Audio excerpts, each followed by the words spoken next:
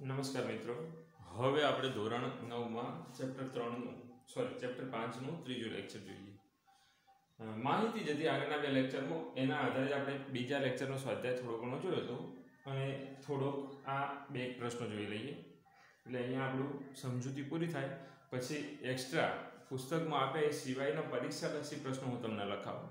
પહેલાં આ બે પ્રશ્નો સમજી લઈએ કે જો AC બરાબર BC થાય એવું બિંદુ A અને B ની વચ્ચે હોય તો સાબિત કરો કે AC બરાબર 1/2 AB. ચલો પહેલા આપણે આકૃતિ દોરીને સમજાવવાનું કીધું છે એટલે એક આકૃતિ લઈએ. દાખલા તરીકે AC બરાબર BC થાય, AC બરાબર BC તો રેખાખંડ AB લઈએ અને બિંદુ A અને B ની વચ્ચે એક બિંદુ પસંદ કરવાનું C બિંદુ. પણ કેવું C બિંદુ પસંદ કરવાનું એને શરત આપી AC બરાબર BC એટલે કે AC અને BC નું માપ સરખું થાય.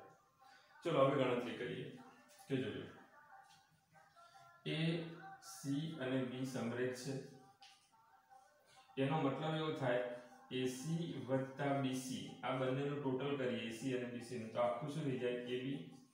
આપણું પરિણામ આપણે ઉપયોગમાં લઈશું પાછળ. તમને શરત શું આપેલી છે એની કે AC બરાબર BC. આપણે ક્યાંથી લખ્યું તો પક્ષમાં રકમમાં તમને શરત આપી છે AC બરાબર BC. AC અને BC બે સરખું છે. હવે આપણે યુક્લિડના જે સ્વયંસિદ્ધ સત્ય હતા એમાં એવું હતું બે સરખું હોય, બે બાજુ સરખું હોય એમાં સરખામાં સરખું ઉમેરીએ તો પાછળ જવાબ પણ સરખો જ રહે છે. તો આ બંનેમાં આપણે સરખી વસ્તુ ઉમેરીએ.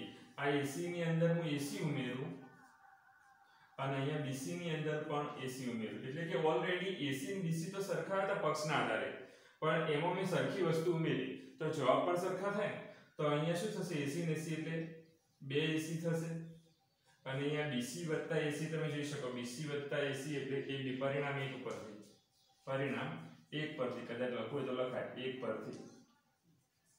હવે બે ગુણાકારમાંથી ત્યાં જાય તો શું થાય AC બરાબર 1/2 AB. તમને આવું સાબિત કરવાનું માંગ્યું તો સાબિતી મળી બરાબર. આ સિમ્પલ તમારી સમજણ પડે અથવા આમાં સ્વયંસિદ્ધ સત્યનો ઉપયોગ થયો છે આ સમજાવવા માટે થઈ અને મેં સાબિતી લખાઈ. બાકી હું એમ કહેતો નથી કે સાબિતી પરીક્ષામાં પૂછાશે. પરીક્ષામાં આમાંથી સાબિતી પૂછાતી જ નથી.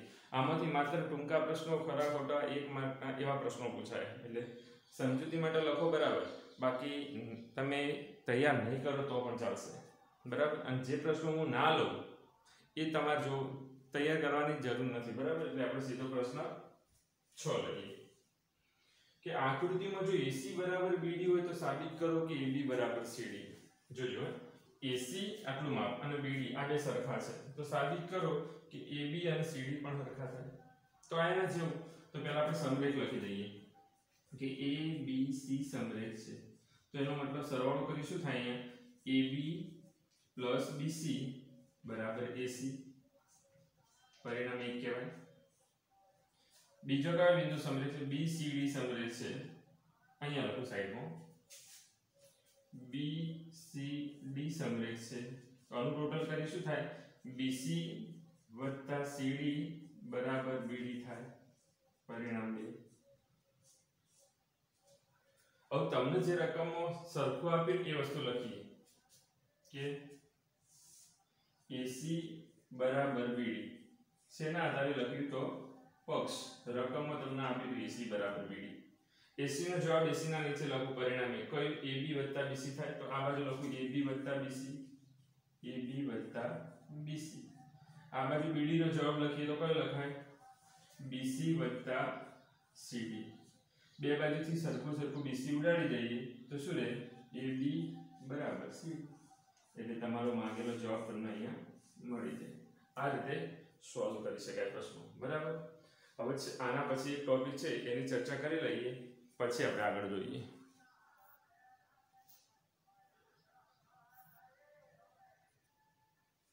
ચલો અહીંયા જોઈએ આગળ ટોપિક એક બાકી હતો છેલ્લો જોઈ લઈએ કે યુક્લિડની 5મી પૂર્વધારણાની સમકક્ષ વિધાન. યુક્લિડની 5મી પૂર્વધારણા શું હતી ફરી તમને યાદ કરાવી દઉં કે ભાઈ બે રેખાઓ હોય અને એની ત્રીજી કોઈ રેખા છેદે તો છેદિકાની એક તરફના અંતઃકોણનો સરવાળો બે કાટખૂણાના સરવાળા કરતો એટલે કે 180 કરતો ઓછો હોય તો એ રેખાઓને આગળ લંબાવતો કોઈ એક બિંદુમાં છેદે છે. આવી પૂર્વધારણા 5 હતી.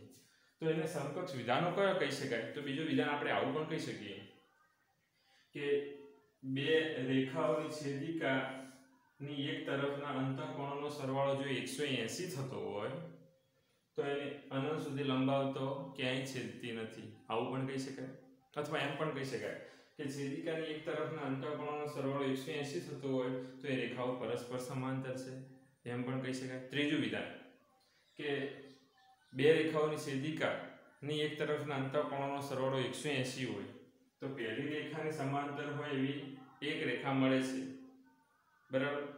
અથવા છેદિકાને સમાંતર હોઈ શકે નહીં. એમ તમે સમજૂતી આપીને 2-3 વિધાન લખી શકો.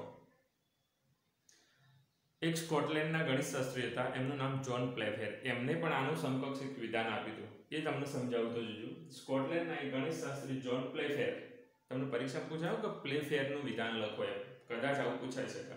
અથવા વિધાન આપ્યું હોય અને પૂછે કયા ગણિતશાસ્ત્રીએ આપ્યું હતું તો આપણે નામ આપવાનું થાય.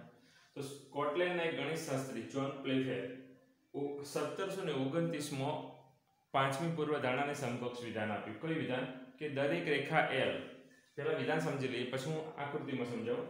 દરેક રેખા L તેના પર ન હોય તેવા પ્રત્યેક બિંદુ P માટે અનન્ય રેખા M એવી દોરી શકાય કે જે P માંથી પસાર થાય અને L ને સમાંતર હોય. એટલે આ રીતે આવ્યું કે દરેક રેખા L, મતલબ આ રેખા L, એના ઉપર ન હોય એવું બિંદુ P. રેખા ઉપર ન હોય મતલબ ઉપરના ભાગમાં લો અથવા નીચેના ભાગમાં લો, ચાલો. રેખા ઉપર નહીં લેવાનું, રેખા પર દોરેલું નહીં, રેખાના ઉપરના ભાગમાં નીચેના ભાગમાં, ચાલો. એટલે બહારના ભાગમાં બિંદુ P લઈએ તો P માંથી આમ તો ઘણી બધી રેખાઓ દોરી શકાય, પણ આ L ને સમાંતર હોય ને એવી એક અને માત્ર એક જ રેખા દોરી શકાય. એ રેખાનું નામ આપીએ આપણે M.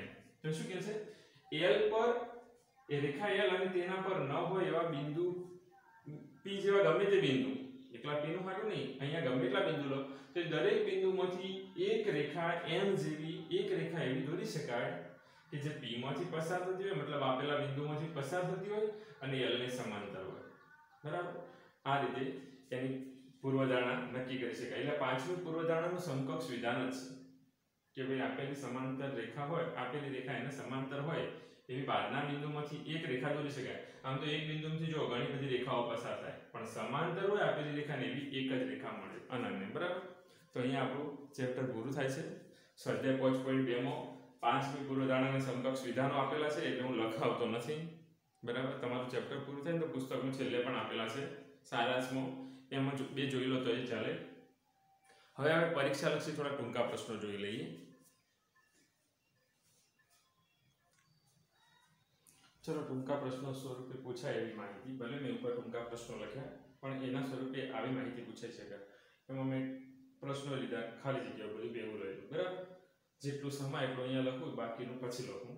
પેલા જોઈ લઈએ 11. વર્તુળ તેના વ્યાસ દ્વારા બે સરખા ભાગમાં વિભાજિત થાય છે. આ વિધાનની સૌપ્રથમ સાબિતી આપણા ગણિતશાસ્ત્રી કોણ હતા? તો એ થિયલ્સ હતા. કયા દેશના હતા? ગ્રીસ દેશના, બરાબર. ગ્રીક ગણિતશાસ્ત્રી બોલાય છે. ભૂમિતિનો પાયોનિયર તરીકે કોણ ઓળખાય છે? તો કોને ગણવામાં આવે છે? તો સૌપ્રથમ જેની સાબિતી આપી એ ભૂમિતિનો પિતા ગણાય, એટલે એમાં પણ થિયલ્સ આવશે.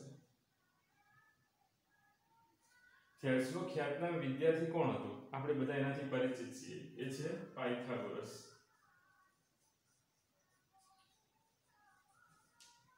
પછી ઈસવીસન પૂર્વે 300 ભારતના જે બાંધકામ હડપ્પા અને મોહેંજો-દડો નગરોનું ખોદકામ થયું, એ બાંધકામમાં વપરાયેલ ઈંટોનો ગુણોત્તર, તો લંબાઈ, પહોળાઈ અને ઊંચાઈનો ગુણોત્તર હતો 4:2:1.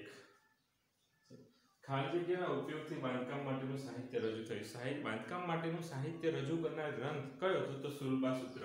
તો હું અહીંયા લખી શકું શુલ્બા સૂત્ર. શુલ્બા સૂત્ર, બરાબર. અહીંયા લખ્યું છે ખાલી જગ્યા શુલ્બા સૂત્ર સૌથી જૂનું છે. તો શુલ્બા સૂત્રના પ્રકારો, તેમાં બોધાયન શુલ્બા સૂત્ર હતું. બોધાયન શુલ્બા સૂત્ર એ સૌથી જૂનું શુલ્બા સૂત્ર છે. ખાલી જગ્યા એ અંદરો અંદર ગૂંથાયેલા 9 સમદ્વિભુજ ત્રિકોણોનું સંયોજન છે. તો શું? શ્રીયંત્ર. શ્રીયંત્રની અંદરો ગૂંથાયેલા 9 સમદ્વિભુજ ત્રિકોણો છે મેં ચર્ચા કરી હતી. શ્રીયંત્રના 9 સમદ્વિભુજ ત્રિકોણોથી ખાલી જગ્યા ઉપત્રિકોણો બનશે તો 43 જેટલા ઉપત્રિકોણ બને છે. યુક્લિડે તેના વિખ્યાત પુસ્તક એલિમેન્ટ્સ, ઇંગ્લિશમાં એલિમેન્ટ્સ બોલાય અથવા મૂળ તત્વોનું ખાલી જગ્યા પ્રકરણોમાં વિભાજન કર્યું. તો એ પુસ્તકનું 13 પ્રકરણોમાં વિભાજન કર્યું હતું. બધા જાણીતા પરિણામોને ચકાસવાની જે રીતો હતી, જાણીતા પરિણામો યુક્લિડે આપ્યા એ ચકાસવાની રીતો, એને એલિમેન્ટ્સ તરીકે ઓળખવામાં આવતું. એલિમેન્ટ્સ અથવા તમે મૂળ તત્વો લખો તો પણ ચાલે. મૂળ તત્વ તરીકે ઓળખાતી હતી આ બધી રીતો. યુક્લિડે તેના પ્રથમ પ્રકરણ મૂળ તત્વો એલિમેન્ટ્સનું જે પ્રથમ પ્રકરણ હતું એની અંદર ભૂમિતિમાં કેટલીક વ્યાખ્યાઓ આપી હતી. એ કેટલી વ્યાખ્યાઓ હતી તો પહેલા પ્રકરણમાં એ 23 વ્યાખ્યાઓ આપી હતી. આ થઈ 11 પ્રશ્નો અથવા 11 વિધાનોની માહિતી. આગળ જોઈએ આપણે. ચલો પ્રશ્ન 12 ની ખાલી જગ્યાથી જોઈએ કે ખાલી જગ્યાને જાડાઈ નથી, તેની સીમાઓ વક્ર અથવા સુરેખ છે. તો જાડાઈ ન હોય, સીમાઓ વક્ર અથવા સુરેખ હોય એવી એને સમતલ અથવા સપાટી તરીકે ઓળખવામાં આવે છે. તો અહીંયા તમે સપાટી લખો તો પણ ચાલે અને સમતલ લખો તો પણ ચાલે. તો જો સપાટીની જાડાઈ નથી, એક નીચે તળિયું જ ગણીએ આપણે, પણ એની સીમાઓ એ વક્ર વળે અથવા સુરેખ હોઈ શકે. ઘનથી બિંદુ સુધીના પગથિયા જણાવો. તો એ આપણે જાણીએ છીએ સૌથી વધુ પહેલું ઘન, પછી સમતલ, પછી રેખા અને છેલ્લે બિંદુ. તો ઘનથી બિંદુ સુધીના પગથિયા થઈ ગયા. ખાલી જગ્યાએ પહોળાઈ વગરની લંબાઈ છે આવી વ્યાખ્યા આપનાર ગણિતશાસ્ત્રી યુક્લિડ હતા. તો રેખાને શું કહેતા? પહોળાઈ વગરની લંબાઈ. ખાલી જગ્યાના અંતમાં બિંદુ હોય છે. આ પણ યુક્લિડની વ્યાખ્યા આધારિત જવાબ આપવાનો છે. તો ઘન, સપાટી, રેખા, બિંદુઓમાંથી કોના અંતમાં બિંદુ હોય? તો યુક્લિડના મત અનુસાર રેખાના અંતમાં બિંદુ હોય છે એવું કહેતા. કારણ કે યુક્લિડ આપણે જાણીએ છીએ કે રેખાગણને રેખા તરીકે ઓળખતા હતા. સપાટીની ધાર ખાલી જગ્યા હોય છે. આ સપાટી છે દાખલા તરીકે બોર્ડ, એની ધાર શું કહેવાય? તો એક રેખા હોય છે. યુક્લિડે કરેલ ખાલી જગ્યા શબ્દ પ્રયોગ માત્ર ભૂમિતિ સાથે સંકળાયેલો છે. ભૂમિતિ સાથે સંકળાયેલો હોય શબ્દ પ્રયોગ કયો? તો પૂર્વધારણા. અને નીચે લખ્યું છે યુક્લિડે કરેલ ખાલી જગ્યા શબ્દ પ્રયોગ માત્ર ભૂમિતિ સાથે નહીં પરંતુ આખા ગણિત સાથે સંકળાયેલો છે. તો એ સ્વયંસિદ્ધ સત્ય. સ્વયંસિદ્ધ સત્ય. સંપૂર્ણ. ચલો આગળ. યુક્લિડે સાર્વત્રિક સત્ય ખાલી જગ્યા ભાગમાં વહેંચેલા છે. તો બે ભાગમાં. કયા બે ભાગ? એક પૂર્વધારણા અને સ્વયંસિદ્ધ સત્ય. બે ભાગમાં સાર્વત્રિક સત્યો વહેંચાતા. બે ભિન્ન બિંદુ A અને B આપેલા હોય તો એમાંથી કેટલી રેખાઓ પસાર કરી શકાય? તો બંને બિંદુઓથી પસાર થતી હોય ને એવી માત્ર એક જ રેખા પસાર થાય. એક રેખા પસાર થાય છે. યુક્લિડે ખાલી જગ્યા સ્વરૂપમાં કહ્યું કે બધા કાટખૂણા છે. યુક્લિડે જેટલા પણ વિધાનો આપ્યા એ બધા કેવા હતા? પૂર્વધારણાઓ. એટલે યુક્લિડે ખાલી જગ્યા સ્વરૂપમાં કહ્યું કે વિધાન આપે ને પૂર્વધારણા જ હોય. તો શાંત રેખાને બંને બાજુ અનંત સુધી લંબાવી શકાય. આ પણ એની પૂર્વધારણા જ હતી. તો અહીંયા આપણે લખી શકીએ કે પૂર્વધારણા સ્વરૂપમાં એને કહ્યું. બીજું, યુક્લિડે ખાલી જગ્યા સ્વરૂપમાં કહ્યું કોઈ પણ બિંદુને કેન્દ્ર લઈને કોઈ પણ માપની ત્રિજ્યા લઈને વર્તુળ રચી શકાય. તો એ પણ શું થશે? પૂર્વધારણા. આગળ એક વિધાન આપ્યું નહીં પણ હું જાતે તમને કહી દઉં, તમારે યાદ રાખવાનું થશે. યુક્લિડે ખાલી જગ્યા સ્વરૂપમાં કહ્યું કે બધા ખૂણા કાટખૂણા અથવા બધા કાટખૂણા સમાન હોય છે. તો એ પણ થશે પૂર્વધારણા. ભલે મેં લખ્યું નહીં પણ તમારે યાદ રાખવાનું. ઓકે, નેક્સ્ટ પછી જોઈએ આપણે. આટલું તમારે લખવાનું થશે તો નોટમાં લખી દેજો. ચલો જોઈએ 23મી ખાલી જગ્યાથી. યુક્લિડે ખાલી જગ્યા સ્વરૂપમાં કહ્યું કે બધા કાટખૂણા સમાન છે. તો મેં તમને આગળ કીધું કે યુક્લિડે જે સ્વરૂપમાં કીધું હોય કયું હોય? તો પૂર્વધારણા. એનો જવાબ થશે પૂર્વધારણા. સ્વરૂપમાં કહ્યું કે બધા કાટખૂણા સમાન છે. કઈ પૂર્વધારણાની પ્રતિકૃતિ જટિલ છે? યુક્લિડે 5 પૂર્વધારણાઓ આપી. એમાં 5મી પૂર્વધારણા છે ને એની પ્રતિકૃતિ જટિલ છે. એટલે એને સમકક્ષ વિધાનો જુદા જુદા ગણિતશાસ્ત્રીઓ આપ્યા. પ્લેફેરે પણ આપી દીધું. તો અહીંયા એનો જવાબ થશે કે કઈ પૂર્વધારણાની પ્રકૃતિ જટિલ છે? તો 5મી પૂર્વધારણા. 5મી પૂર્વધારણા. 5મી પૂર્વધારણાની પ્રતિકૃતિ ઘણી જટિલ છે. યુક્લિડે તેના પ્રથમ 28 પ્રયોગ સાબિત કરવા માટે ખાલી જગ્યા ઉપયોગમાં નથી લીધી. તો યુક્લિડે પહેલી 4 પૂર્વધારણાના આધારે પહેલા એના 28 પ્રયોગો પહેલા પ્રથમ 28 પ્રમેય હતા ને સાબિત કર્યા હતા. એમાં પાંચમી પૂર્વધારણાનો ઉપયોગ નહોતો કર્યો. એટલે સાબિત કરવા ખાલી જગ્યા ઉપયોગમાં લીધેલ નથી. તો તેની પાંચમી પૂર્વધારણા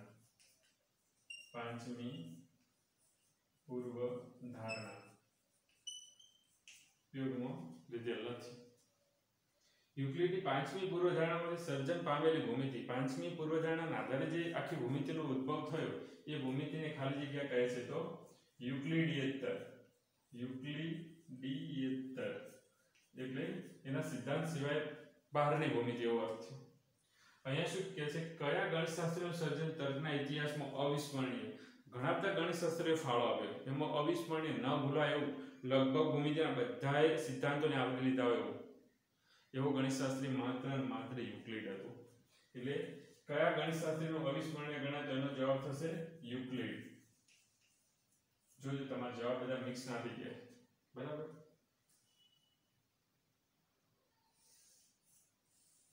બોક્સ કરી દો એટલે તમને ખબર પડે.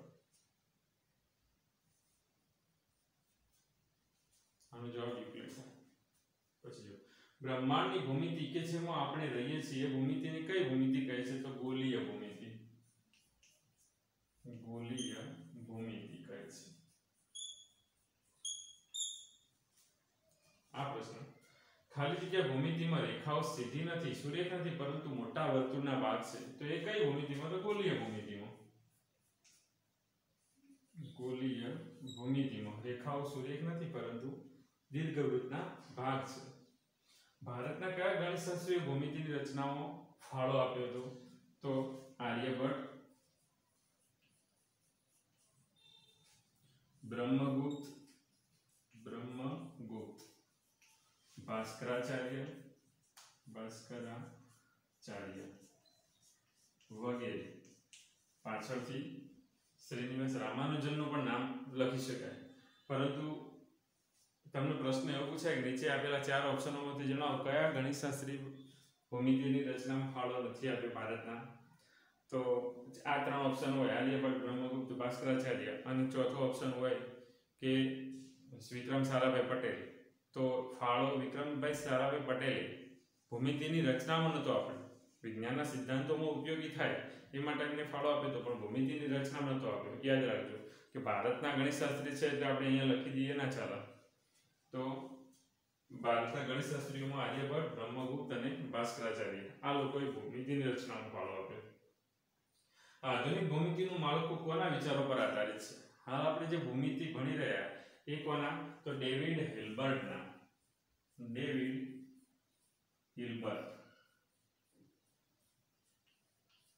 હિલ્બર્ટના વિચારો પર આધારિત છે. ખાલી હિલ્બર્ટ યાદ રાખશો તો પણ ચાલશે. અહીંયા લખ્યું છે ખાલી કે યુક્લિડની ભૂમિતિના અભિગમમાં સુધારો કર્યો, તેને વધુ તાર્કિક અને અમૂર્ત બનાવી. તો આ ગણિતશાસ્ત્રી યુક્લિડની ભૂમિતિમાં સુધારા કરનાર, વધુ તાર્કિક અને અમૂર્ત બનાવનાર ગણિતશાસ્ત્રી પણ એ જ હતા, ડેવિડ હિલ્બર્ટ.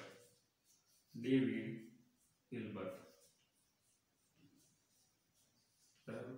તો આપણા 23 મુદ્દા છે, 23 પ્રશ્નો ખાલી જગ્યા સ્વરૂપે, ટૂંકા પ્રશ્નો સ્વરૂપે એ તમારે યાદ રાખવાના થશે. આ ચેપ્ટરમાંથી આટલી માહિતી આપણે તૈયાર કરીશું જેથી આપણે પરીક્ષામાં એક પણ માર્ક્સનું નુકસાન ન જાય. બસ, થેન્ક યુ.